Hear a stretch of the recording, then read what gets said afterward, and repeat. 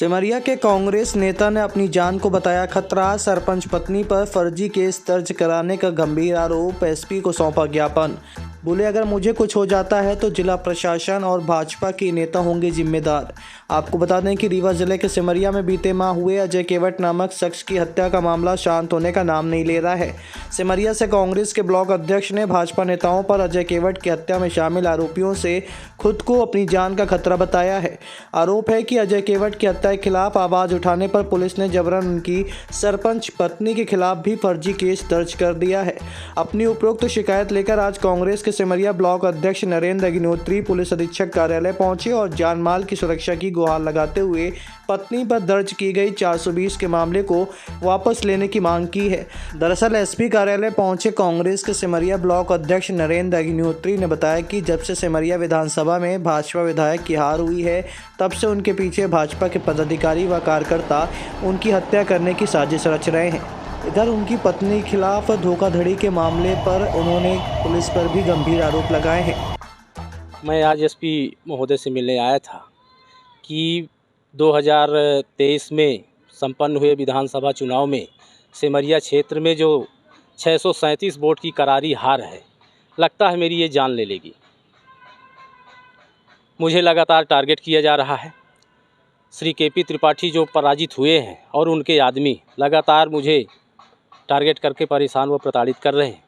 अभी वर्तमान में एक मामला ये सिमरिया में अजय केवट हत्याकांड का आया था, जिसमें मैं माननीय विधायक जी के साथ धरने पे बैठा था। उसमें मेरे ऊपर मुकदमा कायम हुआ। उसके लिए स्वागत है कि जिन गरीबों की लड़ाई के लिए जितने भी मुकदमे झेलने पड़ेंगे, जब तक जान रहेगी झेलता रहूँगा।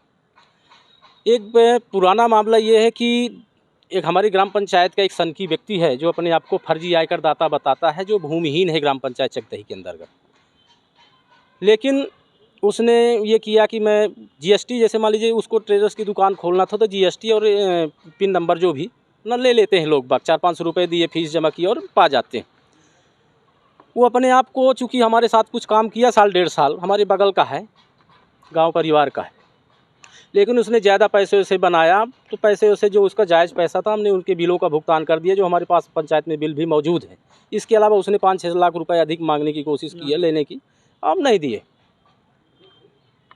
वो उसका एक शिकायत पड़ा था थाने में, जबकि ग्राम पंचायत सचिव, सरपंच और जीआरएस के खिलाफ किसी भी प्रकार की कोई कार्रवाई करने का अधिकार थाना प्रभारी को नहीं है, जिला पंचायत सीओ को है। लेकिन थाना प्रभारी ने अपने पद का दुरुपयोग करते हुए, जब ये अजय केवट हत्याकांड में हमने धरना प्रदर्शन किया और टीआई साहब को हटाने की मांग की, उससे गुस्साए रंजीसन पुलिस प्रशासन ने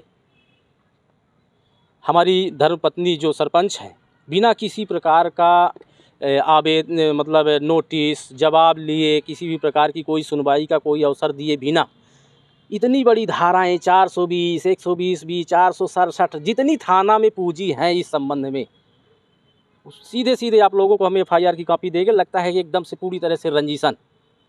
आपको क्या अधिकार है ग्राम पंचायत की एक निर्वाचित चुनी हुई महिला के खिलाफ इस प्रकार कार्रवाई करने की? आपको जब सीओ आदेश करते तब आप कार्रवाई कर सकते हैं या कि कोर्ट कर सकती है। यदि किसी प्रकार की वित्तीय अनियमितता आपको लगती, आपको सुनवाई का अवसर देना चाहिए कि नहीं देना चाहिए?